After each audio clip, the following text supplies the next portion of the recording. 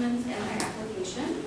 We're going to talk about different types of evaluations, and we're also going to talk about the advantages and disadvantages of performance assessments. Okay, so the types of assessments that there are is performance and also authentic. During performance assessments, students carry out an activity or process or develop a product to demonstrate their knowledge. This gives the students an opportunity to demonstrate proficiency rather than just answer questions about proficiency. It also requires students to perform, create, produce, or do something that involves the use of higher level problem-solving skills. There are two types of performance assessments. The formative assessment is to monitor the progress and give feedback during the task. So the purpose of the formative assessment is to provide feedback to the student immediately so that they can improve.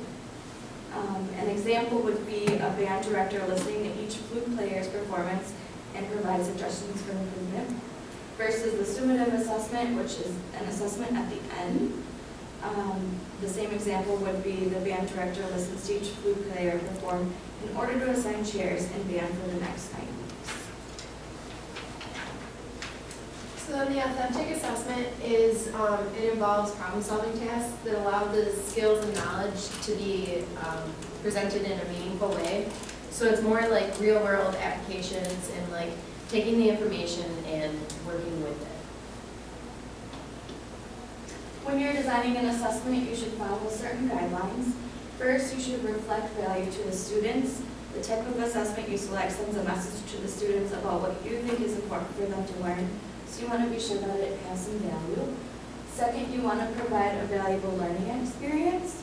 Performance assessments can be time-consuming, so you want to make sure that you're using the time worthwhile, the students are gaining from this experience, and you're gaining knowledge of what the students know. And number 3, you should have goals and objectives that align with the outcome of performance. So in the types of performance assessments, there are presentations, which are like demonstrations, experiments, oral presentations, debates, or exhibits. Also, you can do projects, which allow the students to be assessed on not only the learning that they are able to present, but working with a group as well, or a partner. And then also portfolios. There are 2 different kinds of portfolios that you can do. You can do a process portfolio, so it's everything built up to a certain point.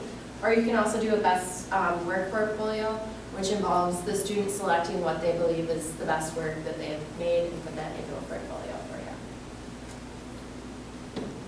So now we're going to stop for a minute and think. We want everyone to pair up, so maybe the people who there's just one who can pair up at one table. And we want you to create an assessment that you could use in your classroom. And then each group is going to share.